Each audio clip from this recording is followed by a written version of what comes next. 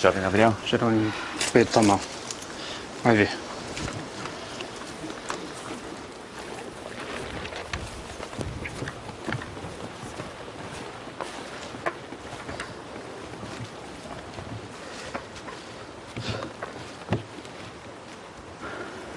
Jerônimo, meu bom amigo.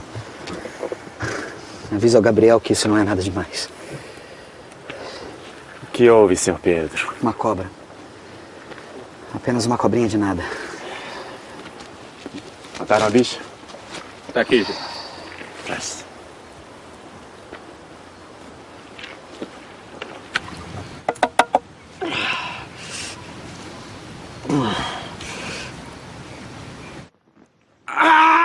Arde mesmo. Quanto pior a ferida, mais doloroso o tratamento. Sinal que está dando certo.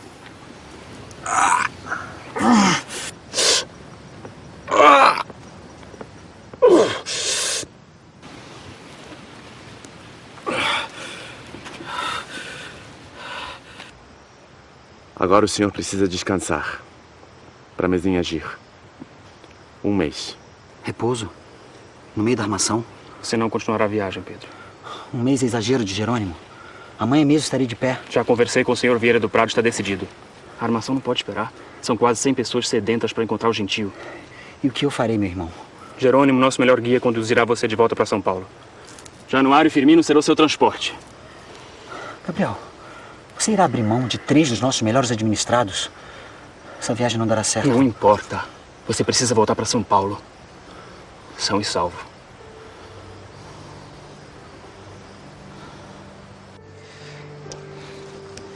Já tenho minha proteção, Gabriel. Proteção nunca é demais, meu irmão.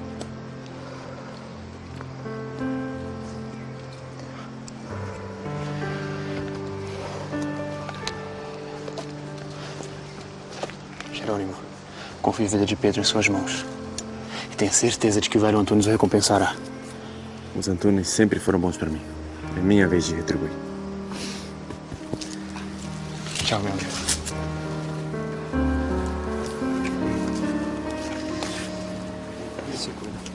A gente deve se esquecer da imagem que a gente tem de São Paulo hoje, né, como a potência econômica da federação.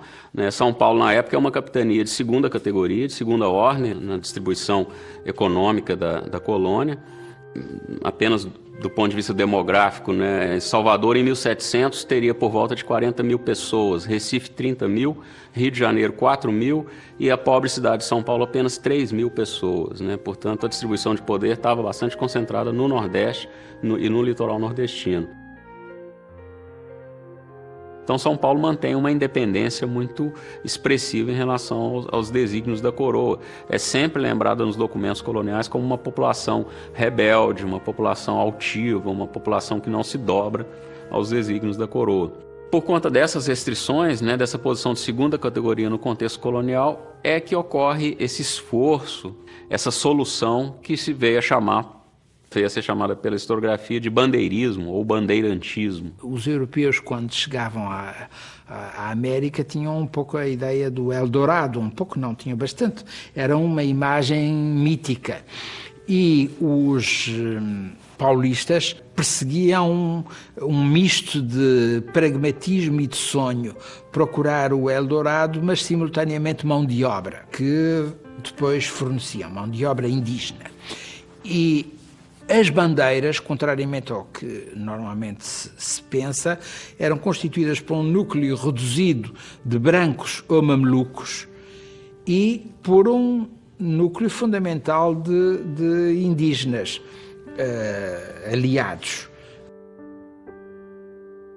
Eles começam a aventurar-se cada vez mais no interior e com objetivos precisos, capturar mão de obra, mas de preferências não índios bravios, isolados, mas capturar mão de obra que já estava aculturada pelas missões dos jesuítas espanhóis. Há muito de cobiça, pelas notícias que chegavam das possessões espanholas, de encontrar ouro, riquezas, etc., prata. E há um pouco de necessidade E um pouco também de aventureirismo, de vontade de conhecer, que poderia mover um ou outro sertanista, um ou outro bandeirante. Um dos mitos da história do Brasil é exatamente essa ideia de que as grandes bandeiras paulistas que aconteceram no final da década de 1620 e foram até o início da década de 1640, foram movidos pela ideia, né, de que os paulistas poderiam suprir a carência na mão de obra na Bahia e em outros lugares que foram privados aí do tráfico negreiro durante um breve período. Porém, as pesquisas mais recentes mostram claramente que a vasta maioria, se não todos os índios trazidos pelos paulistas para São Paulo ficaram em São Paulo, né, e tiveram um papel importante numa economia subsidiária, né, uma economia secundária, produtora de alimentos que abastecia diferentes partes do Brasil. Vamos!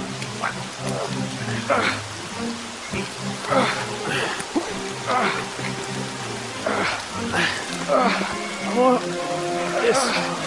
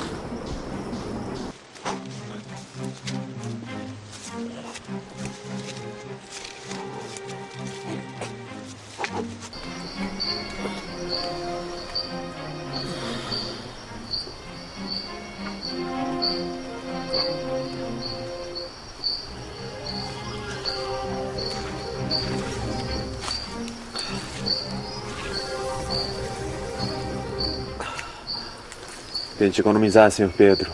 Temos pouca água. Tem cheiro de fruta boa na região. Isso é um sertão da fome. Temos mel e bicho de taquara. Amanhã procuramos água e comida. O universo cultural dos portugueses, dos nativos, se aproximou e se entrelaçou de várias maneiras, não é? A maneira pela qual os portugueses foram se assenhorando do território, conhecendo seus mistérios, incluindo os perigos da floresta, os animais, etc., foi tudo com base nos conhecimentos indígenas, né? Sem o conhecimento dos índios, os portugueses teriam imensa dificuldade em se assenhorar, em se apossar, se localizar, se movimentar na terra, não é? Descoberta e ocupada. Se a gente muitas vezes pensa que a conquista no Brasil se deu a partir da superioridade dos europeus, superioridade técnica, superioridade guerreira, superioridade econômica, religiosa, que seja, realmente é um grande engano isso, porque grande parte da ocupação passava antes, né, pelas alianças com as populações indígenas. Sem essa aliança, um grupo de 40 portugueses não teria tido qualquer hipótese de sucesso, até porque as populações indígenas tinham conhecimento dos trilhos, das técnicas, dos animais, dos locais de defesa mais adequados. Isso foi absolutamente essencial para o sucesso dessas expedições. E os protagonistas da ocupação do território brasileiro pelos portugueses foram os mestiços de portugueses com índios, foram os mamelucos. Esses é que são, não é, os verdadeiros protagonistas da ocupação do território. são os que lideram as expedições, ou mesmo integram como capitães as expedições, seguidos de índios, né? É interessantíssimo, há documentos que descrevem, né? E inclusive nomeiam quem são os membros de uma expedição dessas para trocar alguma coisa com os índios, ou para reprimir alguma rebelião, ou para capturar índios. E praticamente não há portugueses. Às vezes há um capitão português, os seus oficiais são todos mamelucos, e vão os índios flecheiros. Que barulho é esse? Algo na mata. Talvez um jaguar.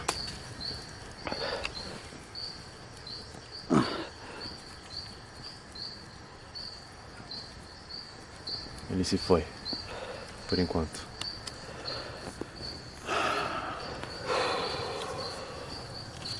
Vamos fazer um rodízio para dormir. Quem tiver acordado, fica bem perto da sua arma.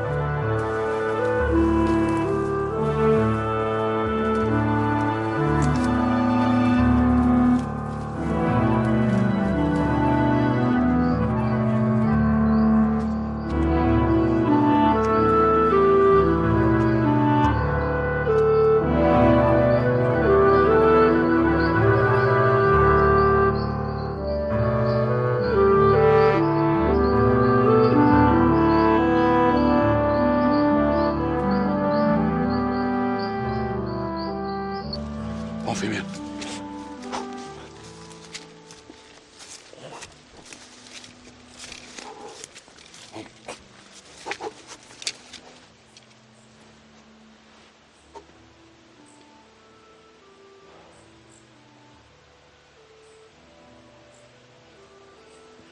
Brisa fria vem de lá. É o rio. Vamos. Vamos, filho. Vamos embora.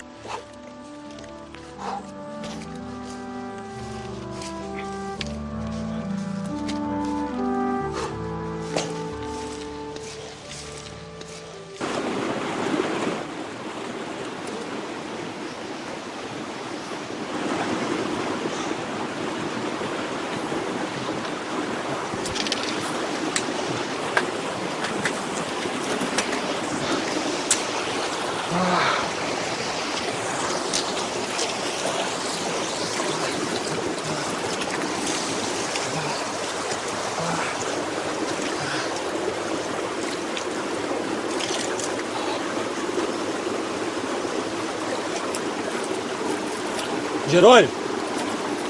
Jerônimo!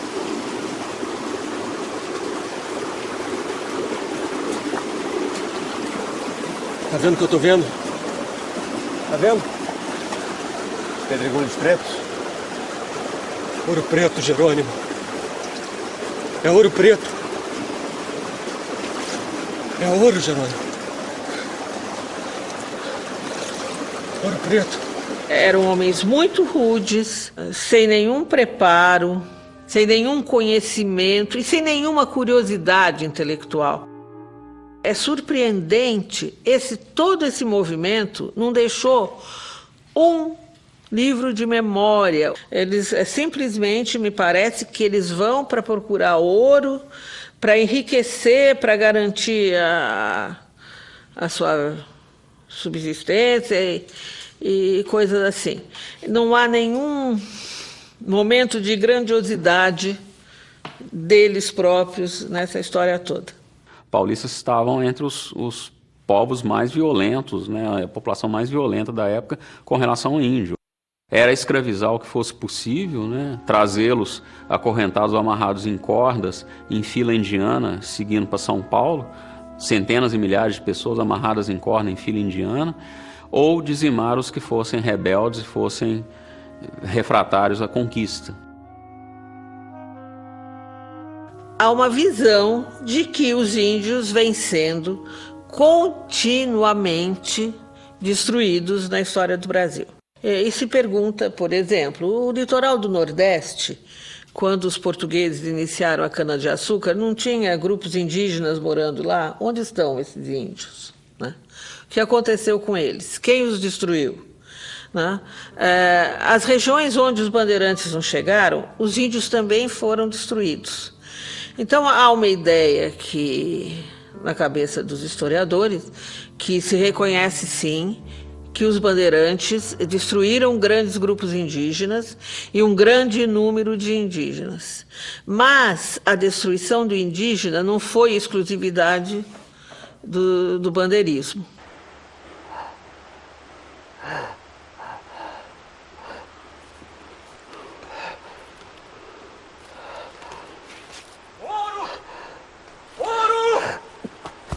Encontramos ouro! Ouro! Vejam, é ouro preto. O rio está repleto. Me leva até lá! Me leva até lá! Calma! Antes precisamos levar o jovem Pedro para São Paulo. Ficou louco, Jerônimo? Você sabe tão bem quanto a gente que ele não chega vivo em São Paulo. Quanto isso, o ouro nos espera a alguns passos de distância. Vocês são os ministrados do Sr. Antunes. Vocês devem lealdade a ele. Sai da minha frente, Jerônimo! Sai da frente ou mato!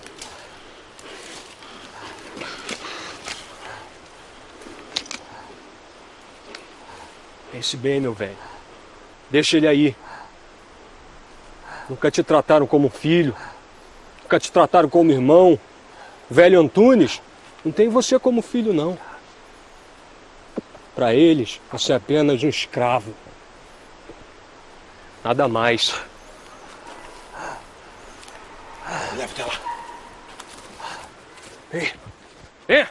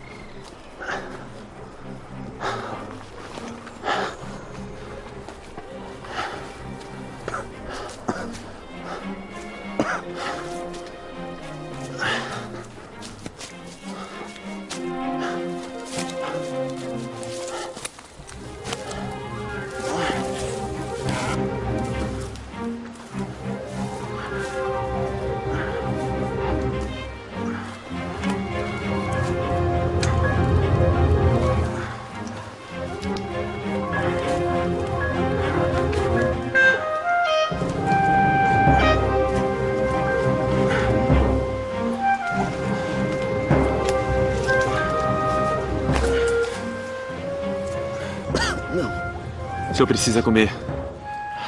Tem mais 3 dias de caminhada. O que é para sua vida quando chegar em São Paulo, Jerônimo? Se Deus pudesse lhe ouvir, o que pediria? Eu tô cansado dessa vida de navegante do sertão. Queria um pedaço de terra para ajudar a família, plantar milho.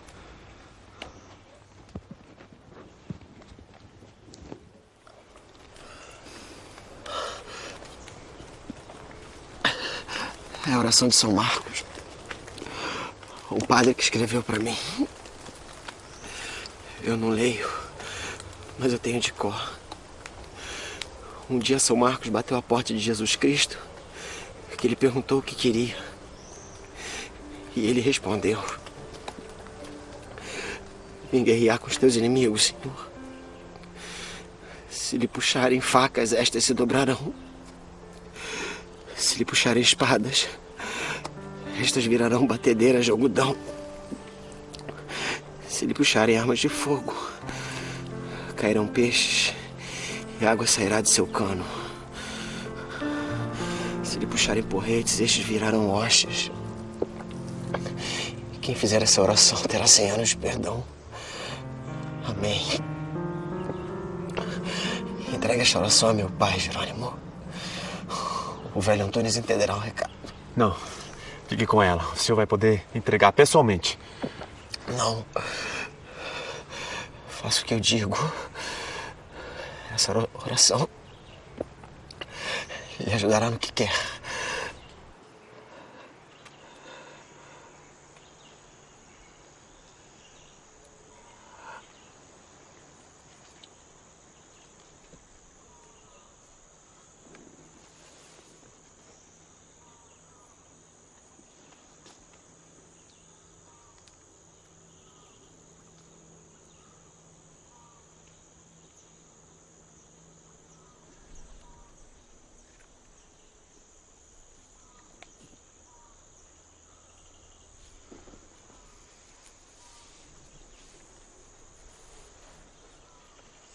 O espaço do interior do Brasil e também que correspondia ao extremo leste dos domínios espanhóis foi uma terra de ninguém durante muito tempo, durante séculos. Esse espaço do lado espanhol foi sendo ocupado por missões de vários tipos.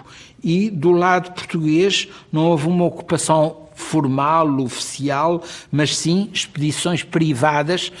Tínhamos, de facto, duas iniciativas dos dois lados, ambas privadas. As missões dos religiosos do lado espanhol e as bandeiras do lado português.